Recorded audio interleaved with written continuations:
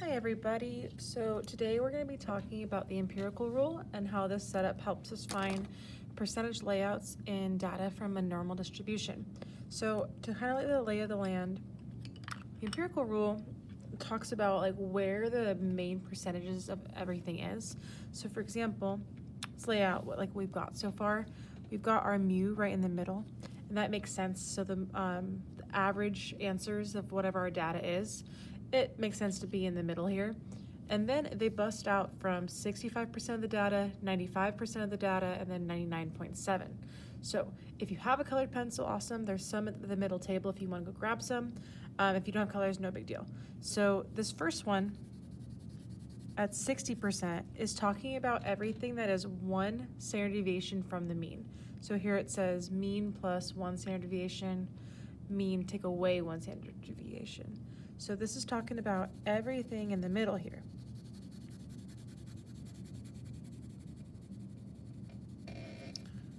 And it's talking about like what percent on either end of that middle we are at. So for example, if somebody lied in here, that is within 34% of something, but it's also half of the curve plus 34 more. So technically we would call that piece of data is lying in 84% of the data. That'll make more sense in a little bit. Then we're going to talk about the next layer from this line all the way to here. Now this includes the 68%. This is going from everything from this line to this line. So let's shade that in. Better color.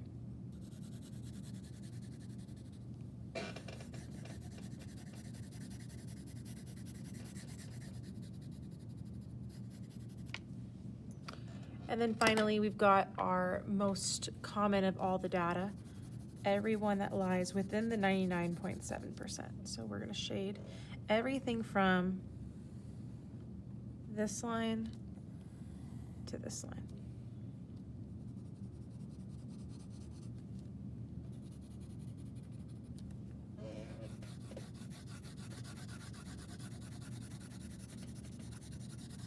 The empirical rule is letting us quickly figure out what percent of the data that certain data points lie in. Okay, let's open it up and do a first problem. Okay.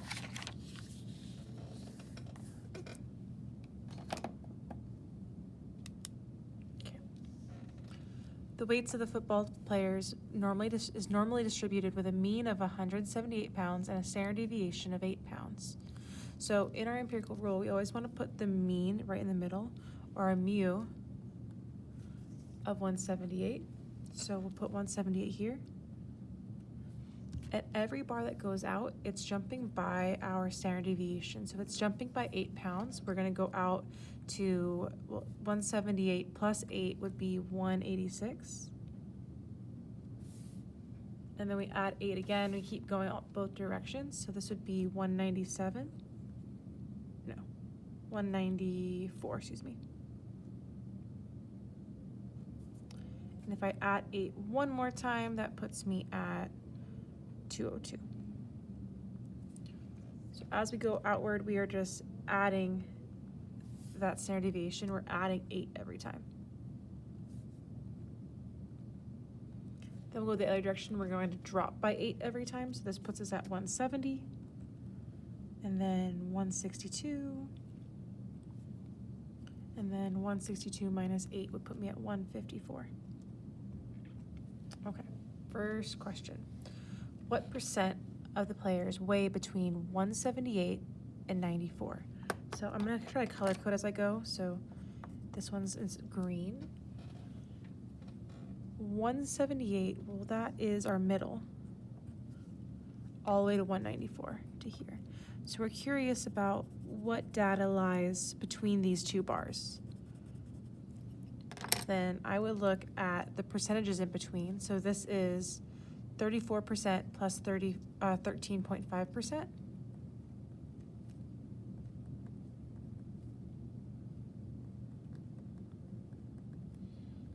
So in total, that would be 47.5%. So this table is able to let us figure out percentages really, really fast. What is the probability that a player weighs at most 170? So if it's at most, we want everybody that's under 170. Well, here's 170. Everything below. If we think about the halfway mark as 50%, this is almost 50%. It's 50% without the 34. So we can call this 50%, take out the 34%. So we would get 16% as our final answer. Keep on going. What is the probability that a player weighs less than 162? So this sounds like a couple together. Less than 162, so we want everything from underneath there. And then everything over 194. Well, here's everything over 194. Well, those two tail ends, looks like it's everything except that 95%. So we can think of it as 100% of everything taking out the 95.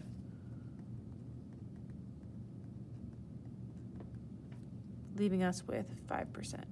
You can also do it like where you say, if I add these together, because everything off to the end, 2.35 plus 0.15, well, that gives me 2.5. And then this one is also 2.5. So 2.5, 2.5, 5.5. That's another way you can do this problem. Okay, and then I had a color coding plan and I kind of lost it. That is not a very good blue. Let's do this one. How many players weigh between 170 and 186? So this one we are caring about everything from this line to this line. So between those and those, that's really the 68%. So we would say 68%, but it's not asking about a percent in this problem. It's saying how many players weigh that much. Well, 68% of the data does. So if we have 50 football players and we multiplied it by 0.68, we would get about 34 players. So like what we're doing. Can you guys see that? I can't tell. We'll try. 50 times 0.68. We get 34 players.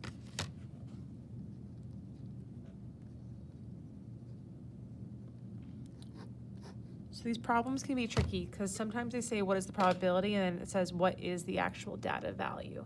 So this one was an example of actual data value. Next one.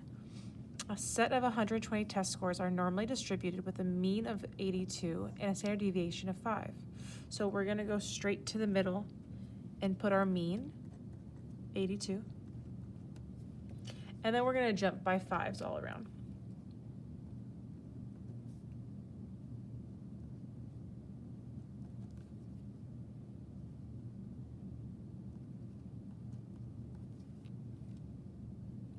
Nope, gosh.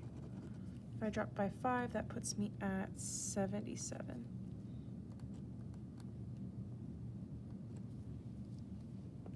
Okay. First data point. What is the percent of scores? So percent, that's asking for a probability. What is the percent of scores between 72 and 87? So we got to find 72, and that's going all the way over here. That line looks like it's going from 68, and it's passing the 68, and then we have to add on that 13.5. So we're doing 68% plus 13.5%, which would give me 81.5% as my answer. Next one. What is the probability that a score is greater than 77? So it's everything over 77. 77's right here. We want everything to the side. Well, one way to think about it is that this is like the hard 50. That means that's 50% plus a little bit of extra. So we're going to do everything this way is 50% plus that 34.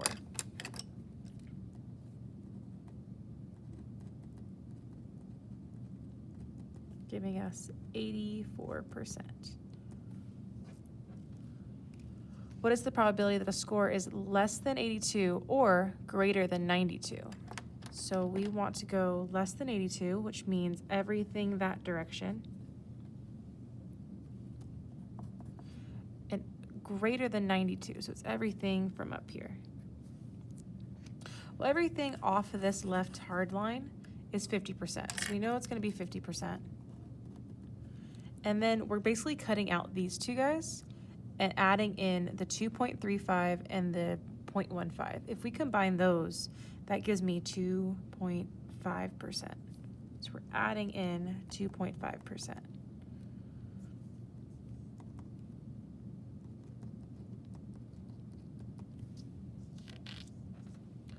All right, last one. About how many students scored outside the standard deviations of the mean? Well, outside 2 standard deviations. So this is 1 standard deviation. This is 2 standard deviations. So they're asking us, what is everything out that direction? And then the other way, 1, 2, and out this direction. The way I think about it is that if it's asking for everything outside of these 2 lines, well, what's in between these 2 lines? In between these 2 lines is that 85. So it's kind of like we're saying 100%, sorry, 95, not 85, 100% taking out that middle 95, giving us 5% of the total data. Well, they're not asking for a percentage, they're saying how many students scored outside. Well, we'll take 5% of 120 test scores.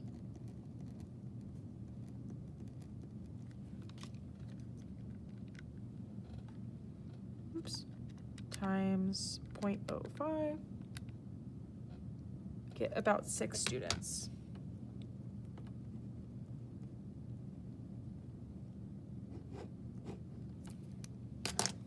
At this point in the video, if you understand what's going on, you may zoom ahead to answer, or go ahead and pause the video, try to do the problem by yourself, and then check your answers.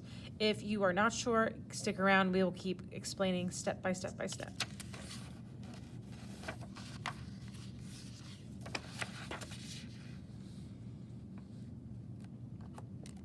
The price of a gallon of regular gasoline at 75 gas stations across the state is normally distributed with a mean of $2.05 and a standard deviation of 4 cents. So the first move is to put our mean right in the middle, $2.05, and then we're going to bounce off by adding and subtracting the 4 cents as we go.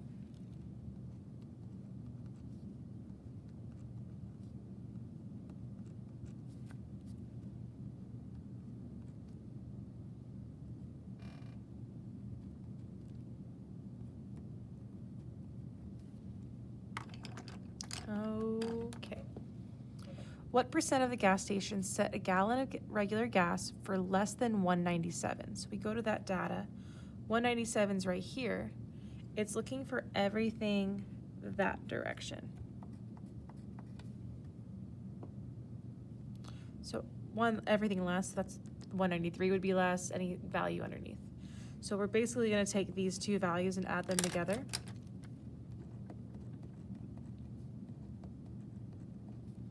We get 2.5%. What percent of gas stations sell a gallon of regular gas for at least $2.17? So we're looking for all the people who charge over this.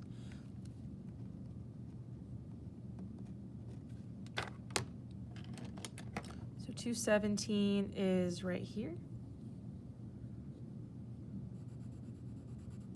So you want everybody that charges more, that is about 0.15%.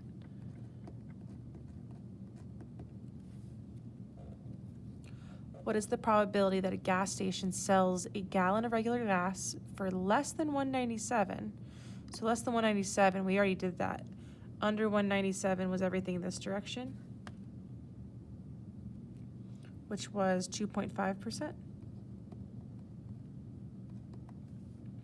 we're going to add that to everybody who charges over $2.05. Well, $2.05, that's the halfway mark. So everybody above that would be 50%.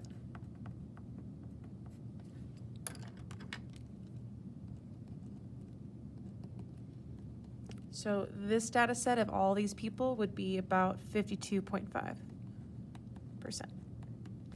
52.5% of all gas stations sell within that range of gasoline prices.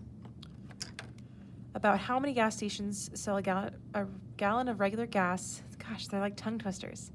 How many stations of, oh, goodness, I can do this. How many stations sell a gallon of regular gas for no more than 2.01? So that means we're looking for the cheapest sellers. So we're looking for everybody who can sell under this price. Under this price, be down that way. Well, it's really close to 50%. We're basically saying, let me get a different color. Everybody under this pink line. If 50% is everything under the red line, we just have to take out that 34. So it's almost 50% if you ignore that 34%. Giving us 16% remaining. And so this is not a probability, this is asking exactly how many gas stations is that. Well, this data is taken from 75. So we can say 16% of 75 gas stations. Let's figure out what that is.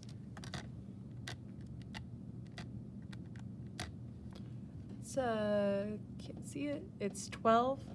So we can say 12 gas stations.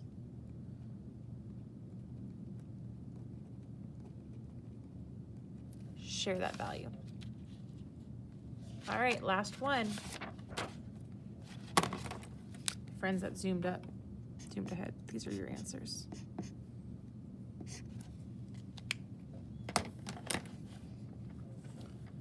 Ms. Fuller recently tested her 120 keyboarding students to see how many words per minute they could type. The results were normally distributed with a mean of 45, so 45 goes in the middle, and a standard deviation of 6. So we are going to put in the rest of the values.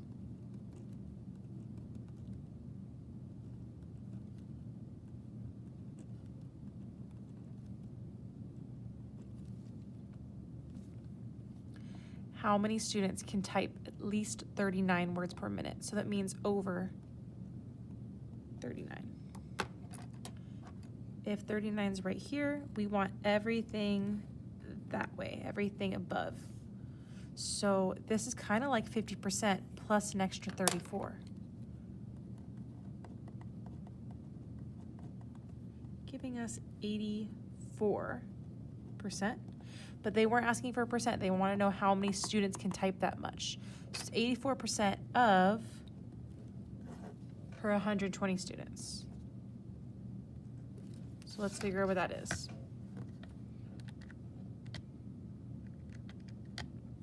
No, we got a decimal. Don't know if you can see that. We got 100.8. Now we can't have 0.8 of a person, and so this is one of those cases where it wouldn't make sense to round up because 0.8 is not a full person. We can say about 100 students can type at least 39 words per minute. There's another one where it's not a percentage, it's actually finding a value. So how many students can type within one standard deviation of the mean? Well, standard deviation of the mean is saying that we only moved one standard deviation outward. So it's asking us who lies between these bars. Well, that is the 68%. We'll say 68% of 120, figure out what that is.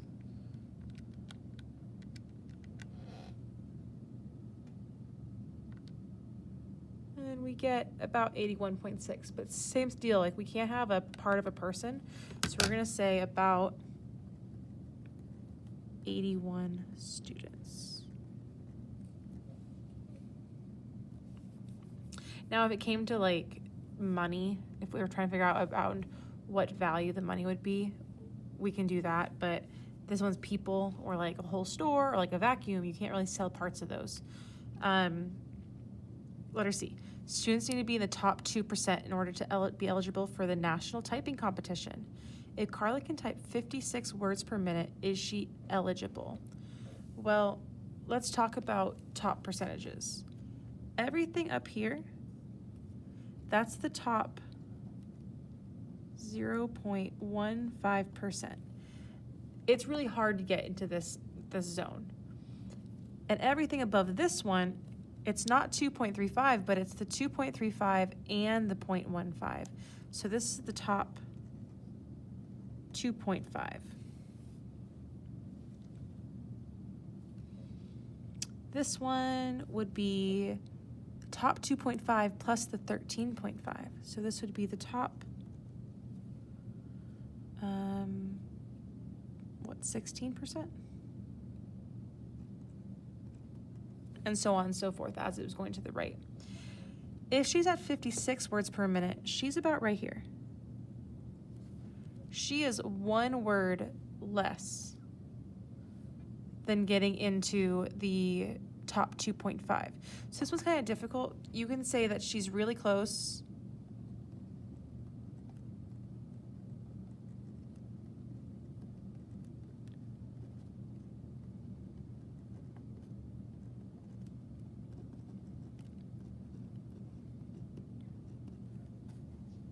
To the top 2.5%. So I guess you can say that, considering that the next drop down is the top 16%, for right now, because we don't really know what our z-scores are, we can say probably. I know that's not a very satisfying answer, but we can learn more about that in upcoming lessons.